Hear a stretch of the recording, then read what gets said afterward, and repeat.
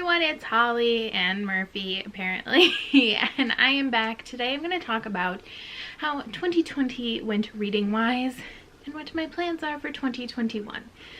So first let's talk about 2020. That'll be the bulk of this video. I'm going to try and put maybe I should move over a little. So I'm going to try and put in pictures and stuff, and I'm also going to do a blog post, so if you were so inclined to see more information about statistics, that will hopefully make it easier for you. Let me get out my book journal. I thought it was done for the year, but it is not. So yeah, hi. He had surgery last week, so he's a little extra needy right now, and that's okay. Okay, so I have a year at a glance spread, and I also had, I changed some things, but I had made this at the beginning of the year, so I had to post-it note them in. But that's fine. So let's just go through it, shall we? So I read 223 books. In my quarterly updates, I talked about all of the breakdowns for those. I will put in a screenshot of my books read by month and my pages read by month if you are interested in either of those things. My TBR. So I started the year with 72 books. I do a yearly Tbr Shelf Tour at the beginning of the year, and that's where I get that number from. And then at the end of the year, I count up, because I have a spreadsheet as well for my TBR. I count up how many books are on that. Now, the one exception is I don't put books that I got for Christmas on that list, because whatever, it's an arbitrary rule, but I feel like it's not fair. Because they just get added right at the end of the year. But they do get added at the beginning of the next year. So I ended with 97 books, which is definitely more than I should have bought. I did buy a ton of books. I'm happy it's under 100, even if it's barely under 100. I will take the win. So for the books that I read, I had no DNFs in all of 2020, which I think is awesome. There were some books I definitely wanted to DNF, but they were review books, and I don't really want to DNF review books. So here we are.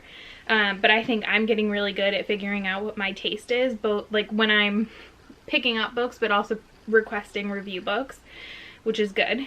I had one 1-star, which was my first 1-star ever for at least a full-length book. I've given novellas 1-star before, in anthologies, and by that I mean I've done it once. I really hated that story. I had 18 2-stars, 63 3-stars, 111 4-stars, and 30 5-stars. And I don't have it here broken out, but I'm pretty sure a lot of those 5-stars were rereads, or at least a decent amount of them. So I read, speaking of rereads, of the 223 books I read, 188 of them were new to me, and 35 were rereads, which I think is actually a pretty good mix. I definitely felt like I read more rereads than apparently I did, so that's good. And 179 of them were part of series, whereas 44 were standalones. When it comes to format, I read 22 hardcovers, 35 paperbacks, 54 ebooks, and 111 audiobooks. Almost half of my reads were from audiobooks.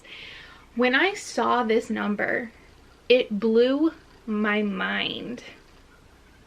I cannot believe that just a few years ago I never would have considered reading an audiobook, and then I switched over to reading my nonfiction via audio primarily, and then in the last year and a half, definitely 2020, I started reading a lot more by audio. And I had started, when I switched over to fiction, I did rereads by audio, because I was still really apprehensive that I would get confused in an audiobook. And I do still sometimes. I think just because sometimes it's easier for me to get distracted with an audio. But this year I really started reading books I had never read before with my eyes, with my ears. So yeah, it's a mind-blowing number, but I'm very excited about it. I'm very happy. When it comes to author gender, there was 208 female, 14 male, one other. I know what that one is. It's Illuminae, so it's two authors, a male and a female. So I didn't read anybody that was non-binary. When it comes to source, for the books that I read, 65 were bought, 40 were from the library, 50 were from Audible, so that's either I bought them from Audible or they were like Audible Escape or Audible Plus at the end of the year. 38 were review books, so NetGalley and Author Sent Arcs. 20 were from Scribd, and 10 were from other sources. I don't know which those other sources would be at this time. Oh, probably like Kindle Unlimited. Age group, so I just do 3 age categories, sort of. So I have adult, which I read 184, YA, which is 38, and then other, which mainly I think of as middle grade and children's. I'm not really sure what else there would be. And I read 1. And then for genre, I read 145 romances, 5 sci-fi, 1 other, I don't know what that is, 3 paranormal, 12 contemporary, 6 chick lit, which could probably go with contemporary, 5 historical, so just like straight historical fiction, 17 nonfiction. I wish that number was higher. I feel like I definitely didn't push as hard with my nonfiction reads this year. That is a priority for me in the new year. I want to get into reading more nonfiction. And then 29 fantasy books. Let's just talk about some of my favorite books real quick. I have talked about most, if not all of these, I think, in quarterly wrap-ups. So throughout the year. So definitely An Enchantment of Ravens by Margaret Rogerson. I loved that book. It was amazing for me. It's a little on the slower side, but it's short. It's a standalone YA fantasy. It hit perfectly for me. The Bad Reputation duet by Krista and Becca Ritchie. Of course, I'm a huge fan of theirs, but Garrison and Willow are like one of my favorite couples. So I loved finally being able to spend time with them. And then the Curse Breakers series by Bridget Kemmerer, A Curse So Dark and Lonely, and A Heart So Fierce and Broken. I loved both of them equally, but in like completely different ways. I cannot wait for A Vow So Bold and Deadly. I have no idea how this story is going to resolve, but I'm here for it. Hopefully it'll be amazing. Riffs and Refrains, which is the second book in the Hush Note series, which is a series. It's 3 books written by 3 different authors. This is by Devney Perry. I had never read anything by her before. This book blew me away. And I'm so glad that this series happened because I picked it up because Serena Bowen, who I love, wrote the first book. And so I'm so glad to have been exposed to Devney Perry, and now I'm going to try and read her other books. Punk 57 by Penelope Douglas. I talked about this in my Q4 wrap-up. It was just perfect for me. Perfect for me. Speaking of perfect for me, my last read of 2020 was Beard in Mind by Penny Reed. I'm so glad I started reading the Winston Brothers series, and I want to read all of Penny Reed's books right now. I love them. I love the vibe. I love the characters. She does really interesting stuff with her stories that I'm really enjoying.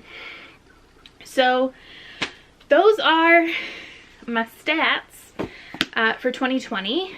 And now let's talk about 2021. So people do all these like big goal videos, and I don't do a separate one because my goal every year for the last few years is the same, and it will continue to be the same, and that is that my goal is to read 100 books in the new year. That is my Goodreads goal officially. It is a completely achievable goal without a lot of like effort on my part. I try to push myself in other areas of my life. Reading is a hobby, so I don't feel the need to put extra pressure on myself for that. Now, I have done in the past where I've done like all these like challenges and things like I don't do that anymore. I do have my quarterly TBR. It's something I want to do, but it's not something where like I get punished or anything if I don't do it. And I would like my TBR to get down. I definitely want it to be less than it is right now at the end of the year. But if it's not, I'm not going to be disappointed in myself.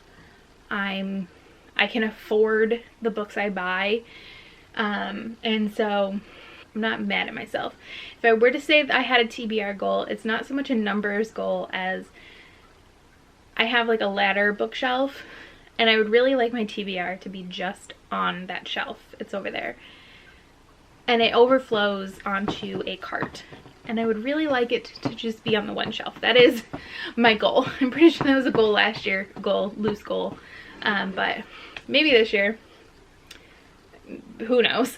So that is my 2020 like year in review, stats, all of that. And my look ahead to the new year.